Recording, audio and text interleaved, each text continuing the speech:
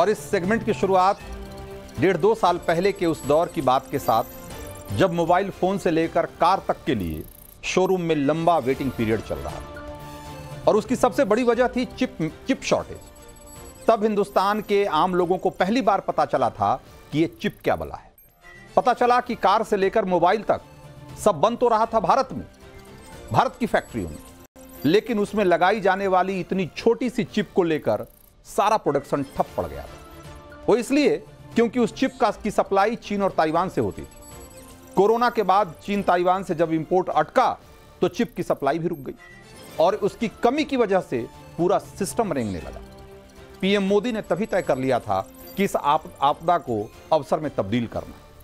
Chip के मामले में भी भारत को आत्मनिर्भर बनाना है और सबसे पहले आपको हम आसान भाषा में समझाते हैं कि ये मैजिकल चिप होता क्या है, इसके सिस्टम को समझिए। सेमीकंडक्टर जिसे चिप कहते हैं, वो सिलिकॉन की बनी एक छोटी सी चीज होती है। कार से लेकर कंप्यूटर तक कोई भी प्रोडक्ट, उसमें कंट्रोल और मेमोरी फंक्शन को ऑपरेट करने की जिम्मेदारी इसी चिप पर होती है।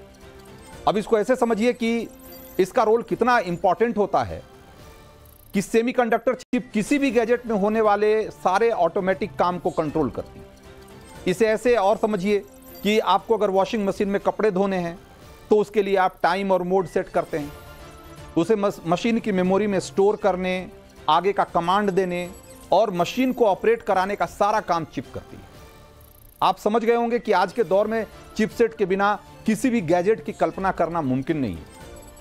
अब इसके इस्तेमाल के बारे में यह समझिए कि तमाम इलेक्ट्रॉनिक उपकरण जैसे कि गाड़ियां, smartphone, computer, ATM, car, digital camera, whatever, जो भी आप सोच सकते हैं, एसी, फ्रिज, आपके कमरे में यहां तक कि जो एलईडी की लाइटें कई बार लगी होती है उसमें भी चिप लगाया होता है। और तो और सेंसर से लेकर मिसाइल तक जितनी भी चीजें बनती है सब में चिप होती है और तभी ये काम करते हैं।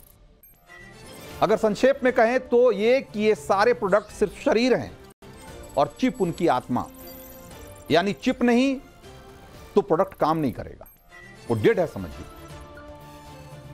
अब जान लीजिए कि इलेक्ट्रॉनिक प्रोडक्ट या कार भारत में जैसी चीजों में भारत में इस्तेमाल होने वाली जो सारी चिप है उसका 90% चिप जो है 90% उसका ताइवान और चीन से आयात होता है।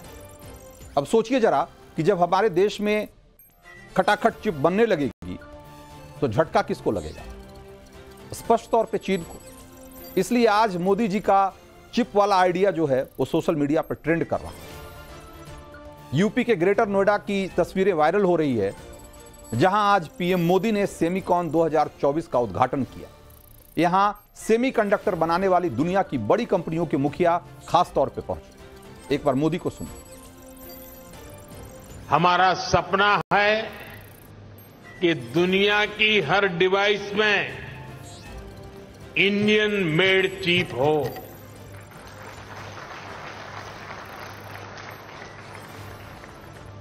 सेमीकंडक्टर पावर हाउस बनने के लिए जो भी जरूरी होगा भारत वो सब करने वाला है।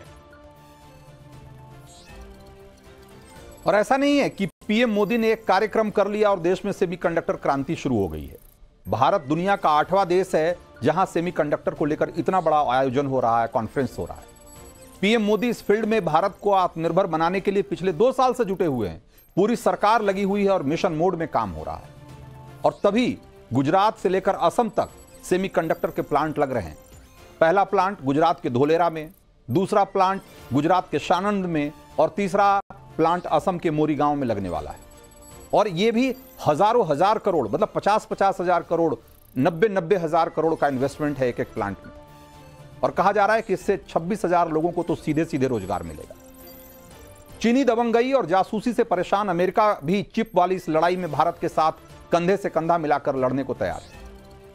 अमेरिका ने ग्लोबल सेमीकंडक्टर इकोसिस्टम को चीन के चंगुल से छुड़ाने के लिए भारत के साथ सहयोग और साझेदारी को आगे बढ़ाने की बात कही। अमेरिका भारत के साथ मिलकर जब दोनों चिप बनाएंगे तो सोरोस गैंग के जो चाचा हैं चीनी जिनपिंग, उनके मुंह पर एक तरीके का एक तमाचा होगा। इजराइल की एक बड़ी कंपनी है, वो भी भारत में सेमीकंडक्टर प्लांट लगाने का प्रपोजल दे चुकी है। आज दुनिया के चिप बाजार में का जो चिप बाजार है वो लगभग $570 बिलियन का है और इस दशक के आखिर तक इसके $1 ट्रिलियन हो जाने का अनुमान है। और आप भी जानते हैं कि पीएम मोदी भारत को $5 ट्रिलियन की इकोनॉमी बनाना चाहते हैं और ये बगैर चिप के या चिप के मामले में आत्मनिर्भर हुए बगैर ऐसा मुमकिन नहीं है। इसीलिए मोदी का फोकस है कि सेमीकंडक्टर क्रांति के जरिए वो भारत को चिप के मामले में आत्मनिर्भर बनाए। वो ताइवान जो दुनिया भर में इस्तेमाल होने वाले चिप का 50% बनाता है, वो भी मोदी का साथ दे रहा है। हालांकि चीन 24 घंटे ताइवान को हड़काता रहता है, लेकिन ताइवान भी चीन के विस्तारवाद से लड़ रहा है और हम भी लड़ रहे हैं। इसलिए ताइवान हिंदुस्तान भाई भाई वाला कॉन्सेप्ट काम कर रहा है। नेहरू के दौर का हिंदी चीनी भाई भाई तो जाने कब का फेल हो चुका है। आज आपको 2 तस्वीरें दिखा रहा हूं। लोकसभा में सदन के नेता यानी कि प्रधानमंत्री विदेश के दौरे पर थे, सिंगापुर गए थे, और लोकसभा में विपक्ष के नेता राहुल गांधी भी विदेश गए की यात्रा पर थे, यात्रा पर हैं, बल्कि अमेरिका में हैं। राहुल गांधी वाशिंगटन से हिंदुस्तान के लोकतंत्र को मजबूत करने का दम भर रहे हैं और साथ के साथ हिंदुस्तान में क्या कमियां हैं वो भी गिनाने में लगे हुए। वो सब दिखा और बता रहे हैं कि हिंदुस्तान में लोकतंत्र कैसे कमजोर है, वहां की संस्थाएं, वहां के इंस्टीट्यूशन कैसे ठीक से काम नहीं कर रही। और दूसरी तरफ प्रधानमंत्री को देखिए, पीएम मोदी जब सिंगापुर गए तो वहां के पीएम के साथ वो सेमीकंडक्टर फैक्ट्री पहुंचे। अब दोनों का विजन भी देखिए। राहुल पीओके में पाकिस्तानी सेना के साथ घूमने वाली अमेरिकी सांसद इल्हान उमर के साथ फोटो खिंचवाते हैं, और सिंगापुर में पीएम मोदी वहां के पीएम के साथ सेमीकंडक्टर और मैन्युफैक्चरिंग से जुड़े हुए जो लोग हैं उसके साथ समझौता करते हैं। ये बात ठीक है कि राहुल गांधी वहां फाइल पे सिग्नेचर नहीं कर सकते, लेकिन भारत की बदलती हुई तस्वीर पर कम से कम 2 शब्द बोल तो सकते हैं।